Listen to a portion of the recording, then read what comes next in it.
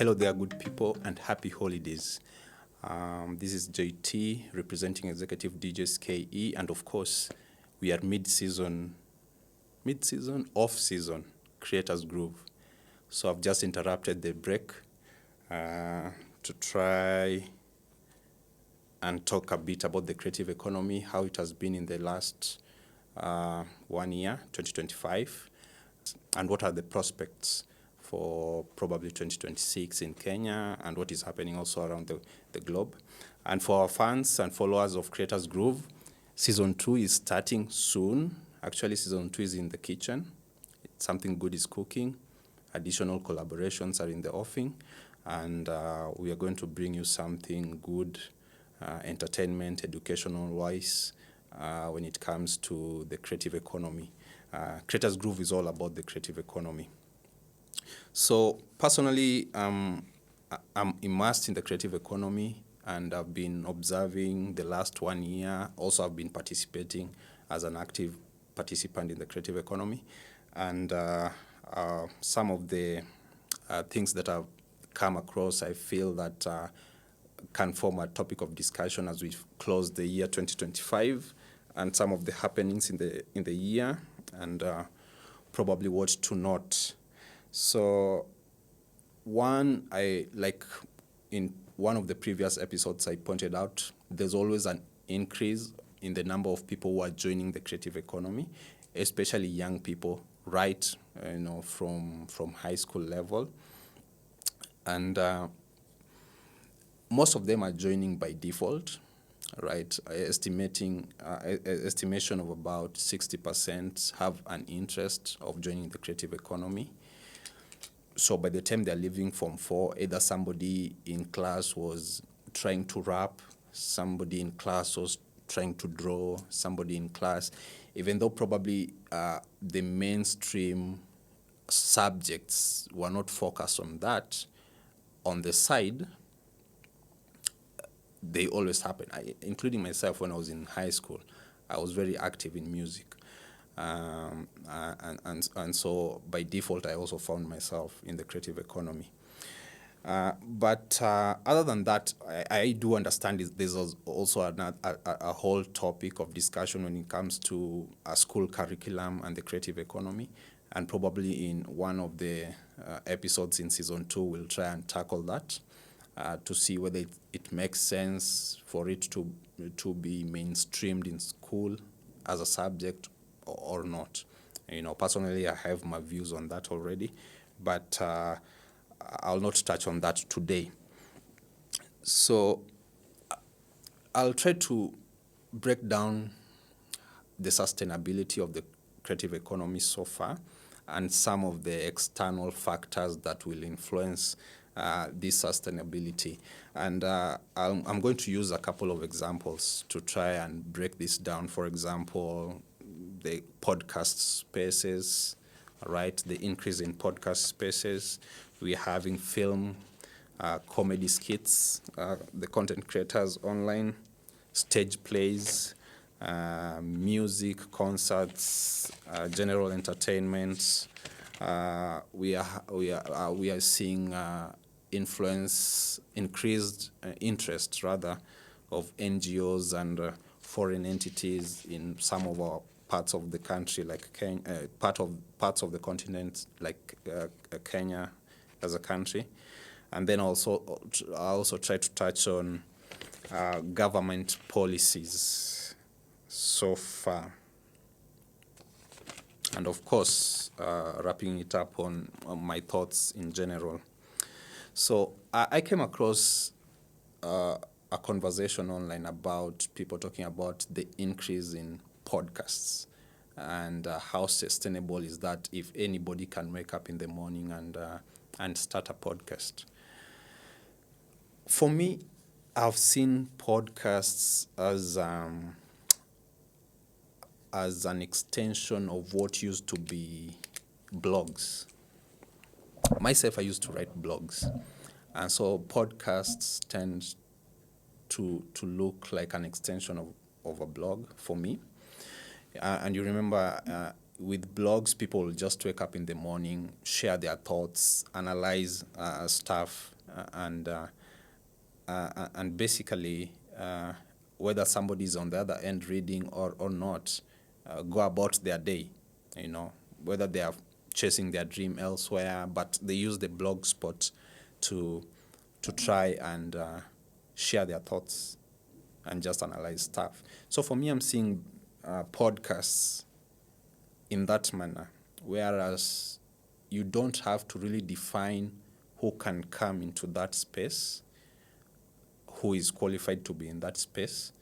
Rather, anybody can just wake up and put a camera in front of them and share their thoughts with the world. Basically, that's how I see podcasts.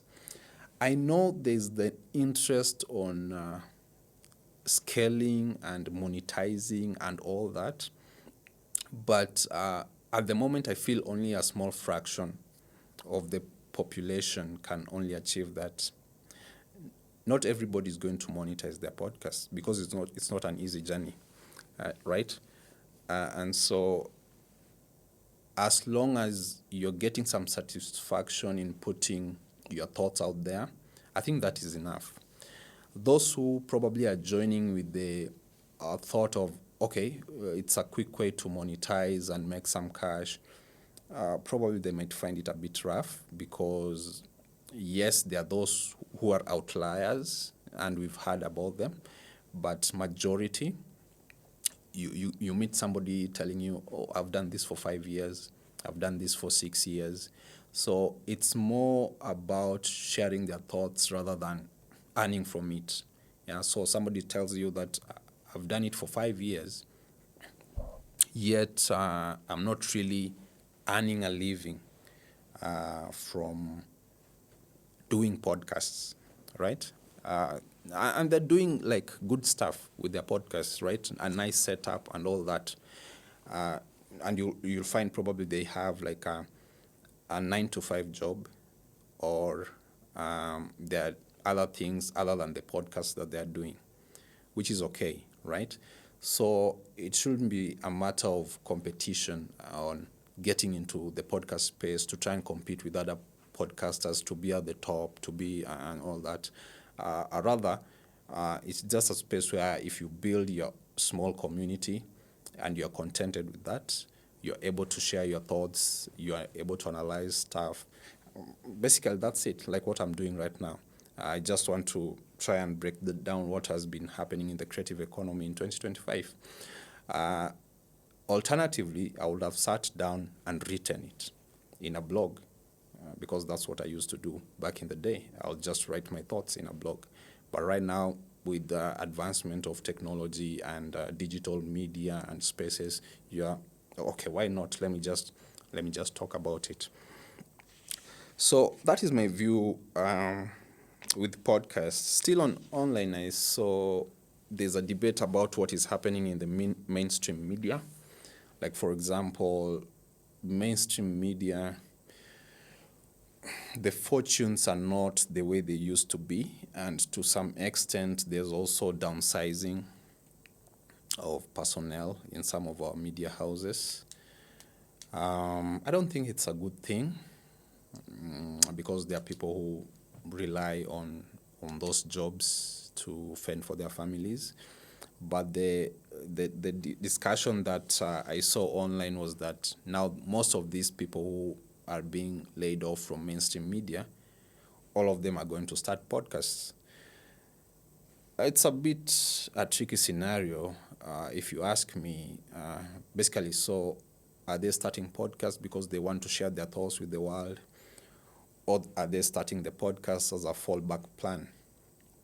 If you've been in the creative economy, you'll understand that most of the time people feel the creative economy is a side thing or is a fallback plan, and most of them have never really been in that space. They don't necessarily know how you have to be committed to make any meaning in your space as a creator, right? Most of the time, there's this joke that, especially for DJs in foreign countries, in the US and stuff. Like right now, when people probably are passing by their family homes to, just check on their folks for Christmas, there's that auntie of yours or that uncle of yours who will always ask you, are you still doing that DJing thing? Or have you gotten a job, right? Because all that while they know this is something that is not serious, and this is something that you do it on the side. So if you are thinking from that angle of a fallback plan, it might not necessarily be easy, because right now I'm seeing there are those individuals who are doubling up as podcasters, but they're still maintaining their jobs in the mainstream spaces, which is good, because this other one also needs time to pick. If you're going to monetize it, if you're going to build, to scale it, it also needs time. So yes, the podcast space is growing. And to me, I have no issue with that, because like I've said, I'm seeing it as an extension of what used to be blogs back in the day. There was no threshold of number of blogs that a country could have. There are many blogs, and people will read. People still do read blogs up to now, but I'm just seeing podcasts. That's my opinion. I'm seeing podcasts as an extension of the blogs. I've seen film, 2025 film has been picking up. We've seen Kenyans going out to cinemas to see Kenyan film, and also stage plays. And it's a good thing, right? Although, again, I remember at some point I DJ'd in one of the settings where there was showcasing a film.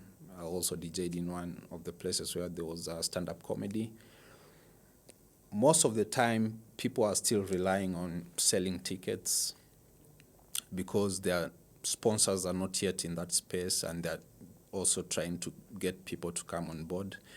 And it's a journey. Sometimes also some of your friends who are doing some of these things, you also just show up to support them, because you know how hard it is to convince a Kenyan to come and buy a ticket to watch a Kenyan film or to attend a stage play, right?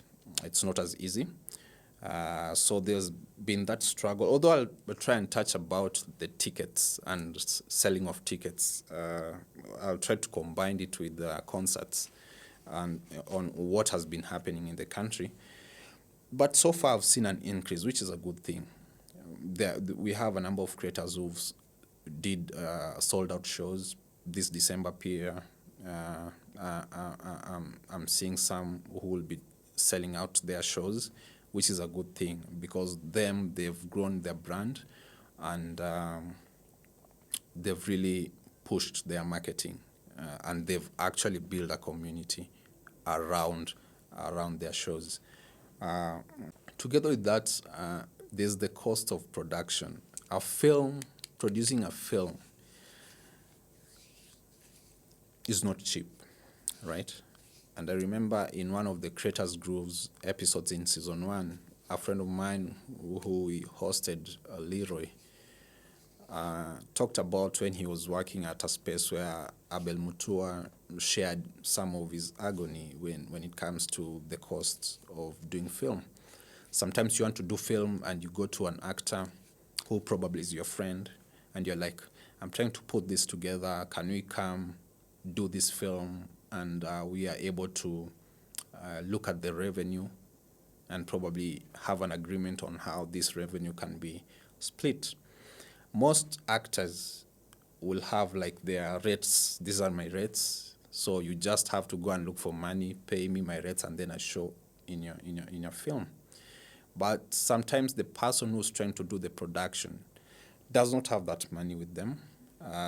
They don't have a sponsor behind them.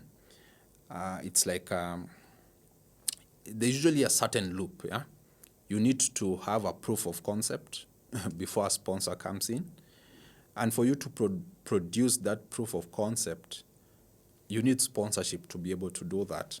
And if you're not able to get sponsorship, probably you need collaboration. And some of the collaboration you need from these actors and stuff. It's understandable, and I remember Leroy's argument during that episode. He talked about sometimes even artists just need that money to keep pushing. Somebody has not paid their rent, somebody has some bills or some debt. It becomes also tricky for them to commit. Maybe their creativity cannot really come out at that particular point. So you're able to understand both sides.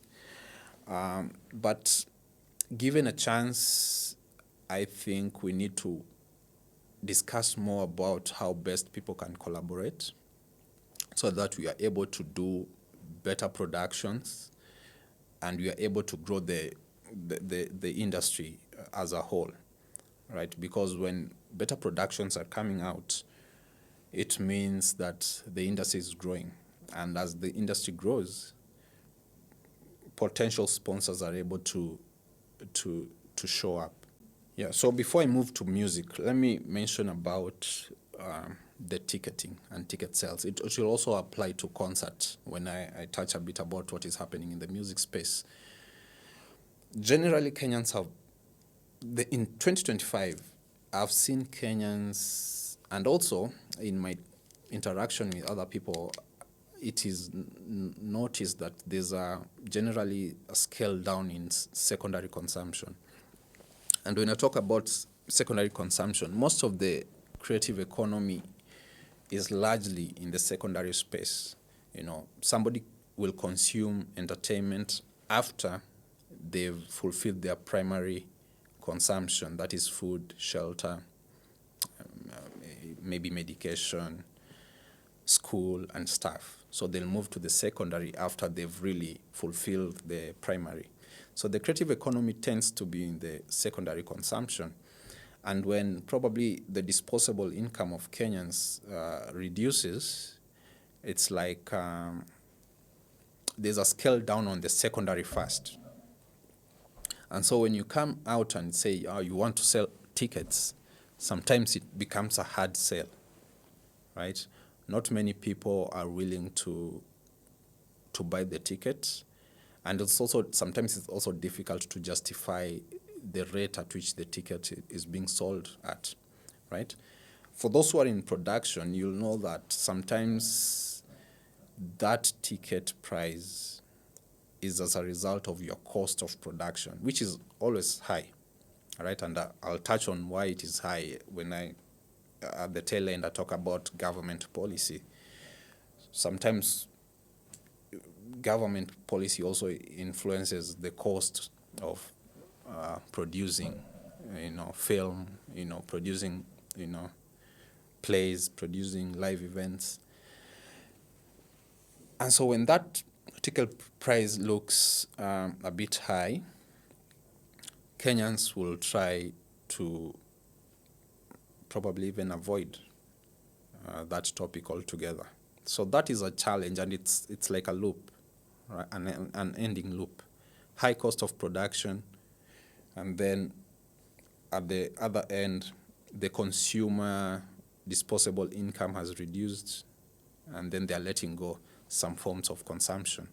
Like what was discussed the other day on why men are not attending festivals and concerts. And somebody said, okay, men have a lot of bills to contend with for them to think about concert, which is true again, right? So I'll touch a bit on that cost when I talk about government. And tied to that, I hope I'm not forgetting anything. Yeah, so selling tickets in 2025 has been a tough reality that those who are in the production space have had to contend with. Tied to that, concerts, more or less the same, but let me touch on music. I want to applaud Kenyan musicians and artists. 2025, they've really done a very good job. The rate at which people are listening to Kenyan music, I know somebody might think otherwise, but myself also as a DJ, the rate at which people are consuming Kenyan music 2025 has increased. In almost all the spaces, it has increased. Yes, I know we've always had this debate about the quality of Kenyan music, what the message and stuff. But there are music that Kenyans have produced in 2025 that have been club anthems. They have been in our radio stations, they have been online. The Kenyans themselves have streamed on YouTube, on Spotify, and you can see that indeed, and not just Kenyans, even outside Kenya, people are streaming some of our music, which is a good thing. And for me, my argument has always been this thing is organic. You can't force it. I remember there used to be a debate about play Kenyan music, play Kenyan music. And for me, my reservation was you cannot force somebody to listen to your music in this day and age. Yet they have an array of options. They can get to Spotify and choose whatever they want to listen to. They can get to YouTube, choose whatever they want to listen to. All these platforms, right? Even on the radio stations, there are those who will still call and request their songs, and presenters will still play. So meaning they're still choosing what they want to listen to. And you cannot force it on them. I know there's also been an argument that DJs need to introduce music to Kenya. A DJ introducing a music to an audience does not necessarily mean that the audience will vibe to it. So sometimes it's also a risky affair, also as a DJ, it's also a risky affair, right? But when it happens organically, even DJs themselves are forced to play, right? Iyani has been doing a lot of work this 2025, among other Kenyan artists, which is a good thing. And for me, moving into 2026, I want to see more Kenyan artists out there. DJ AG was here with this product, right? Kenyan artists were able to perform. And definitely, it's to me, that's a good platform because the platform is, yes, there's the UK audience, and then there's also people from other countries, including West Africa, South Africa, and stuff who watch that, online show, and they are able to get introduced to some of our Kenyan artists, which is a good thing.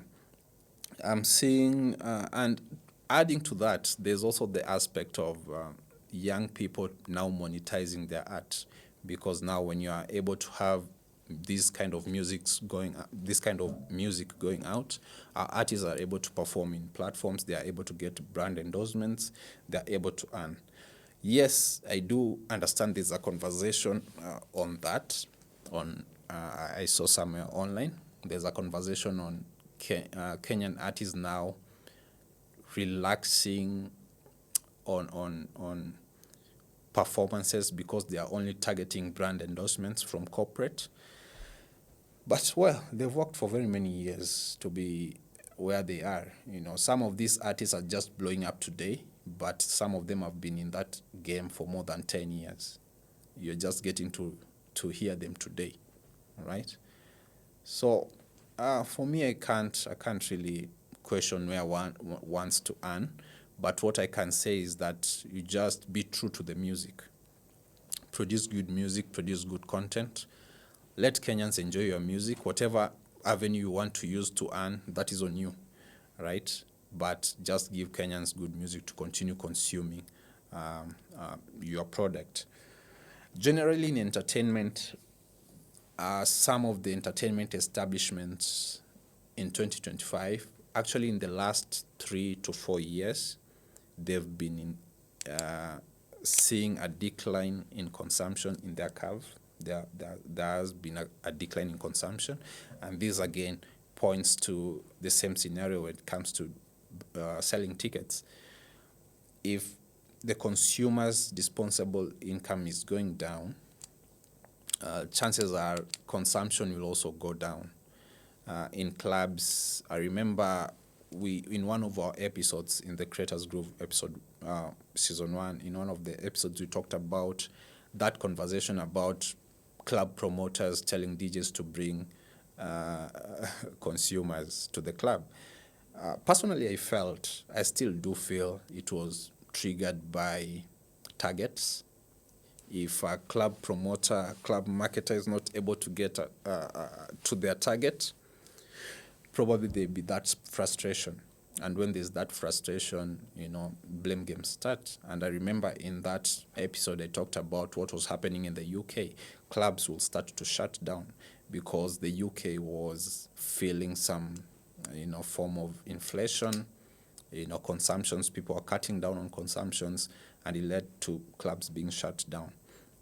I'm not saying clubs will be shut down, but I'm just comparing, and I'm seeing a similar pattern. If indeed consumption in some or most of our clubs has been declining, it only means one thing, that those who are to go and spend in those clubs are not there, right?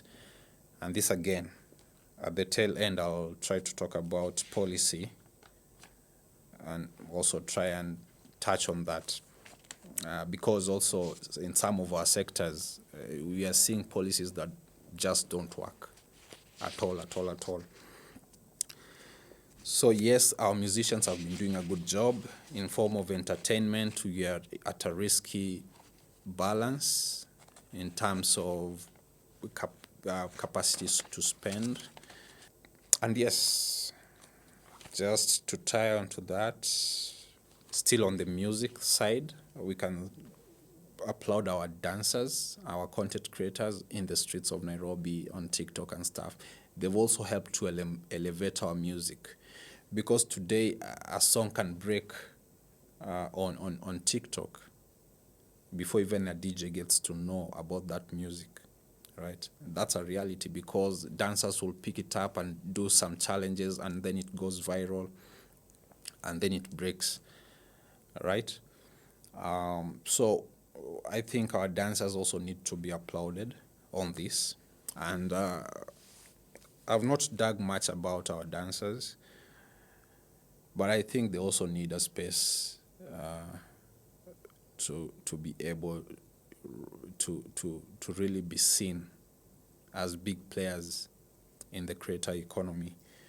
Right. Also abroad, we have dancers who've been doing these dance challenges in Europe and all over, tagging along their Wazungu friends to do the challenges, which is a good thing. It has helped spread some of our music outside there. Yes, so to wrap it up on concerts, other than just selling tickets, we've had backlash in some of our concerts where people are talking about the quality of production, whether it's sound, whether it's vendors and stuff. It has been there. And sometimes some of these things, as a person who has been in live events, sometimes you can have a good quality sound, but you can just have an external interference. For example, power. People usually don't know. If you're having power that is not smooth, your sound quality is going to be compromised. And that's why you see in major concerts, sometimes at some point you have to make the decision to switch to the power generators that you carry along, right? Because sometimes you just understand our country with our power. It has happened to me in one of our big spaces, not a concert, but at a mall, where the power was not clean. I set up my sound. I was 100% sure that this thing is clean, but power kept interrupting the quality of that sound. I got pissed off, and at some point you get confused. And you see, if there's somebody who is seeing you, in their mind they might not be sure whether it's the quality of your equipment or the quality of whatever. They might not know where their problem is coming from. But you see, as a person who understands the dynamics, you know where the problem is coming from. Is the power is not clean? that's it. Yeah, your sound quality will be doomed. And although I know these big establishments will have backup generators, and some of our, sound companies will also come with their backup generators to put at the side in case of anything. So you just need to switch in case the quality is being interrupted by power, which happens. But you see, when people go online, they'll just bash your event with your quality of sound. Okay. So in terms of concerts and festivals, ticketing, we are in a catch-22 kind of scenario at the moment, because on one hand, if people's disposable income has decreased, on the other hand, your cost of producing that event is up. What will you do? Will you continue producing the event, knowing very well that ticket sales will go down? Or even if you're going to target a bigger number of attendees, what is your surety that you'll have the venue for it? What is their surety that they'll turn up? You see, sometimes human beings are human beings. Even Burna Boy had to learn the hard way, right? In his stadium, he had to learn the hard way. It can happen to anybody. Kenyans can just wake up and decide on you. So when I'm looking at the creator economy, I want to wrap it up with two things that I've observed. One, the NGOs and the foreign entities, and then the government, especially when it comes to policy. I'm seeing NGOs and foreign agencies being keen on finding out more about the creator economy in Africa in general, and offering some levels of support in one way or another. Yes, they've had, NGOs trying to sponsor programs by creators, trying to sponsor capacity building, which is a good thing. Myself, I've also been a beneficiary in a number of them through my years being in the creator economy, and it's a good thing. It's a form of empowerment, and for me, I feel we need to give them our flowers, as much as when it comes to the being politically correct, we'll want to talk about them having their own interests, which is true. Anybody who plays a game must have his interest at heart. So they'll have their own interest. You will also have your own interest. But in general, we've seen some level of empowerment in our creators through some of these agencies and entities, foreign entities, that have been around. And quite a number of our creators have been empowered through them, which is true, right? Probably without that kind of empowerment, probably we wouldn't be seeing them today. Probably they'll already have relocated to the village to farm, right? Although they still farm. People nowadays, everybody's a farmer. Even Mjumbe in the parliament must go back to farm, right? Everybody has to farm. The difference is the scale, right? But that was on a light note. Going back to the village to farm is on a, everybody goes back to the village to farm. Technically, they will have stopped their creative journey, and they will not be serving us the music. They will not be serving us the films, the comedy and stuff, right? Yes, there's a question of alignment and misalignment. Sometimes there's also misalignment, even from those foreign entities. They need also to come on the ground or get to really understand what the creators are trying to develop, because the creative economy is tied to your environment in most of the time. If you are a singer, if you're a musician, you might sing something that is related to your environment, right? And people who love your music would relate to it. So there's always the relation on your immediate environment. And that is what also when the foreign entities are coming to try and support, they also need to take time to learn how is this environment, how is this, the outlook of this environment, and maybe probably get feedback from the creators themselves. So in 2025, I've seen quite a number of entities scaling up their programs when it comes to NGOs. Most of our podcast studios across Nairobi today, a good chunk of them have been set up by foreign entities, foundations, NGOs.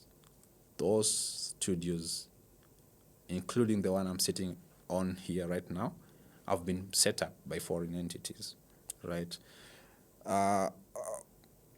So I know the government might be in a position to assist, and that is where I'm actually heading next.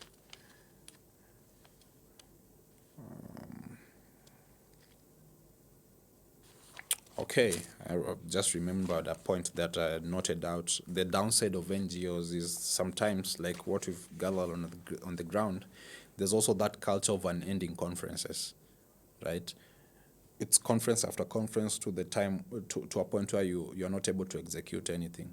Meeting after meeting, there's also that culture that revolves around NGOs and some of these establishments, including government. So you are not able to really execute anything because of unending conferences. But one thing I want to point out, something that has in one way interfered with one of my projects that I had back in the day. There's also that culture where attending these conferences assures you an allowance to sit on those conferences and probably a per diem, transport reimbursement.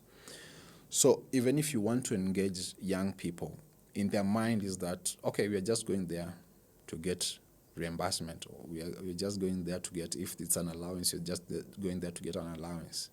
To a point where you might attract the wrong people because they are focusing on the reimbursement, or you might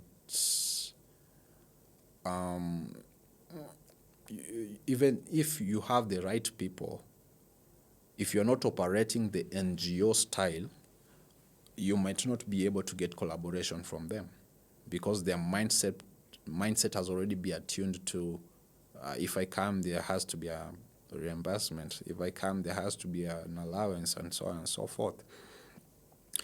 And this, to a great extent, if you look at the PWD space, which is largely NGO space, it's almost difficult to engage any PWD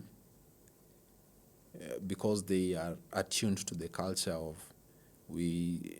most of the time it becomes difficult for them to see anything meaningful other than just attending a conference and getting an allowance. And this becomes a loop. So you get somebody who probably has attended conferences for even 5 years, and you're like, so all this while you've just been attending conferences back and forth, you're getting the allowance, you're going home, you're getting the allowance, you're going home. Then what? All right? That is one major downside, especially if you are trying to strategically build something sustainable. Because you see, anything sustainable will be built on sweat. And if people are not willing to sweat, you might not have anything sustainable at the end of the day. You know, that is one reality. And let's come to the government. Now, when you look at the creator economy, the creative economy in general, so far, policy-wise, I remember, because also in one or the other, I try to look at policies. I remember Ababu Namwamba trying to bring a creative economy bill in Parliament. At the same time, he tried to put a creative economy task force, which was disbanded even before he started anything. I don't know whether even those guys received their first allowance, but it was disbanded, yeah. And then the Gen Zs came, they did their thing, cabinet was reshuffled, every other thing happened. People forgot about it. there's a new bill, creative economy bill, that is somewhere in the Senate. Actually, in season 2 of the Creative Groove, one of the things that we'll be doing, we'll be trying to break that bill down. We'll try to analyze it. But it's somewhere in the Senate. We'll try and do some justice and try to break it down. So there's also always that attempt to bring a bill, and then it disappears, right? And then the other thing is that other than trying to bring a bill, most of those people who, in my view, most of the people who are tasked to do this probably have never been in the creative economy, and they don't really understand how the creative economy works. And I'm going to give you an example. In the last regime, during Uhuru's tenure, there came a proposal that this new media, what we are having today as new media, is media and needs to be licensed. And so there was a proposal that anybody who uploads anything on Facebook, YouTube, needs a license. It was a proposal. And in Kenya, if you're told that you need a license, you know what that means. You need to pay something to get that license. So we are having a bureaucracy of licenses everywhere. This one wants license for this one wants license for that. Now tell me, these content creators, these young creators who are leaving high school and they are graduating from tertiary institutions, either they love creativity or they lack other opportunities and they decide to upload their content on the internet. How many of those dreams will you be stifling if you need them to go and purchase a license before they upload anything on YouTube or on Facebook, right? And when you're doing this, you need to remember that uploading anything on YouTube is free all over the world. It's only here in Kenya that now you want to charge uploading something on the internet. Now, that was in the past. It was during that last regimes. Definitely, it met the opposition that it got. For those who remember, it got the opposition that it got, and that idea disappeared. This year, myself, I've sat at a space where I hear that there was a proposal that was passed where, let me talk about music. Let me talk about DJs and clubs scene. Now, if you go to a club and you're listening to a music, it is because that club has paid something known as a copyright license. So you're paying for you to be allowed to play music, and the revenue collected from all these clubs, restaurants, even matatus, everywhere, the revenues pulled together is supposed to now be transferred to artists in form of royalties. There's nothing wrong with that. But the thing is that it got to a point where almost 3 agencies wanted to collect the same license. So this agency comes, that agency comes, and another agency comes to collect the royalties, the copyright license from the same person. There was a back and forth, and this happened during the last regime again, but there's something new that has happened here, and I want to point it out, this 2025. So I remember President Uhuru, because at some point, the noise reached the president, and he had to ask these agencies to come together and put one license together so that somebody just pays one copyright license. They took each other to court and whatnot. So today, the copyright license and the agencies responsible for it want to go to the club and get a copyright license from the club and then get another copyright license from the DJ. And they're saying these two are different, right? So the club is playing background music, so they need to be licensed for background music. And then the DJ is a performer. He needs to be licensed to perform. Who is a performer? Now, if a DJ is a performer, that means if you are a band and you're playing at an event as a band, you're also a performer. If you are an artist, you are a Yanni and you're at a stage, you're also a performer. If you're a dancer, these TikTokers, the ones who are dancing on the streets every Sunday, they are performers.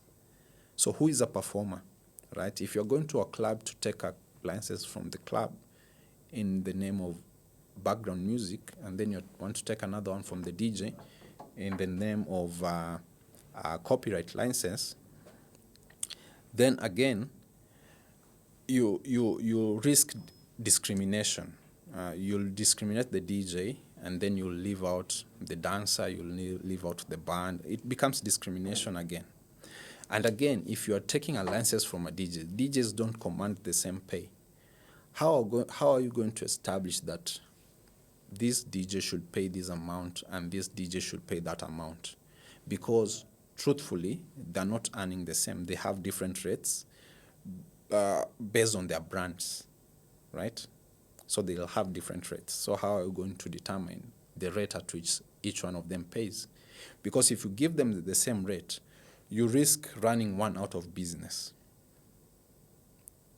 So that's an example that caught my attention, and that's why I'm saying sometimes those who are coming up with some of these issues, probably they were never active in the creative economy. They found themselves, yes, in government spaces, offices, but they really need to gather more information before they make certain pronouncements.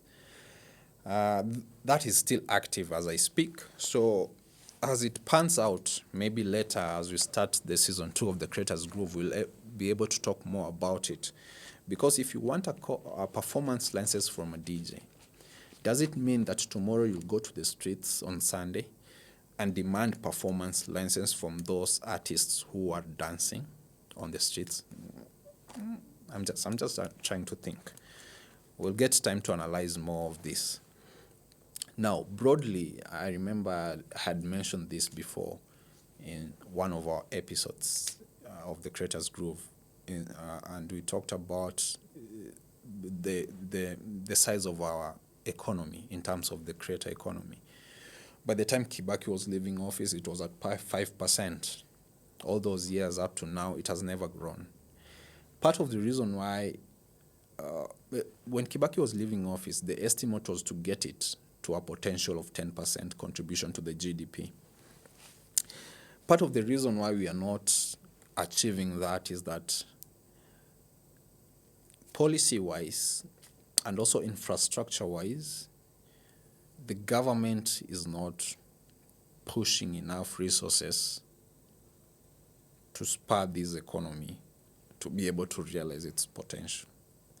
Because if you look at rough estimates of budget allocation in an entire budget, what percentage will go to the creative economy? Probably, I need to check this, but it can't be more than 2% of the entire budget. But I'll need to confirm and give you the exact percentage. Because the creative economy is always an afterthought. Yes, I know there's primary needs. You need to put money in education. You need to put money in healthcare, where we are still having challenges at the end of the day, right? But if you're looking at an economy where almost 60% of those who are leaving high school want to get into, I think it's also time to pay close attention to it, right? It's time to also pay some close attention to it. And even if government does not pay close attention, what I've noticed is that other interested entities will pay attention. what I've observed in 2025, I've seen interest from two major banks in the country trying to figure out what is this creative economy. Because when you're a financial institution, you're dealing with money, most of the time you've seen money move.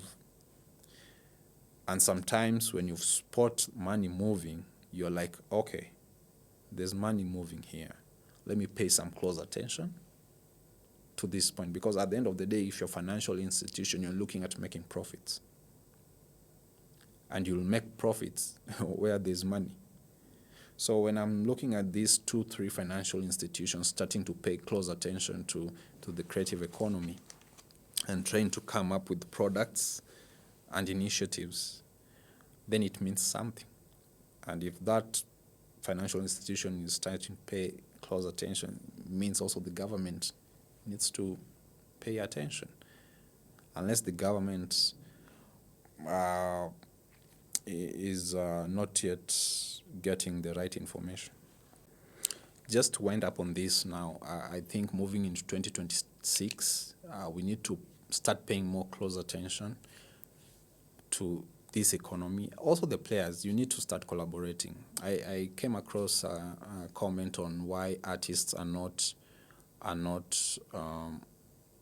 DJs are getting more gigs than artists, musicians.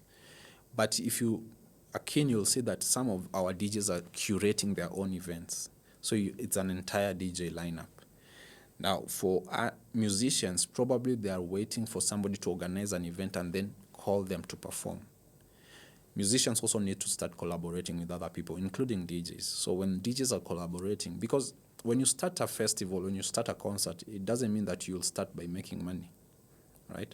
So artists also needs to be patient. When DJs are patient, artists also needs to start being patient and collaborate with DJs. You shouldn't sit and wait for others to build something and then tell them that this is what you charge for performances. They'll ignore you. If 10 DJs can organize their own concert, an entire DJ lineup, it means something, right? They'll start ignoring you. So also artists need to start collaborating with other players in organizing some of these concerts, because it's not an easy journey for everybody, especially when you're looking at the state of the economy. Moving into 2026 and 2027, it's going to be a campaign period. There are going to be some distortions in the business environment. So you need to also take cue and look at how you can collaborate with other people. And finally, mine is just to wish you a happy festive season for those who are going into gigs this season, for those who are traveling in the village, safe journeys, and hopefully by God's grace we meet in 2026 as we continue building this economy together. And I'm wishing all the best of luck to creators. I can see there are some creators who from 2026 might be thinking of getting into politics. Wishing all the best and best of luck to you. So have a Merry Christmas, have a Happy New Year, and stay tuned because the Creators Groove Season 2 is starting. New collaborations. We are going to have something solid for you. It's still in the pipeline, it's still in the works, but it's coming. Just stay patient and let us end 2025 on a high. Anything that I've not mentioned, we'll review as we start Season 2. We'll keep talking about the creative economy anytime we get the chance to. So for the creators, keep going strong and keep pushing. This is our economy. We are going to build it ourselves. Nobody's going to build it for us. My name is JT from Executive DJs KE, and this is the Creators Groove. On behalf of every other team member of the Creators Groove, we wish you a Merry Christmas and Happy New Year, and see you next time.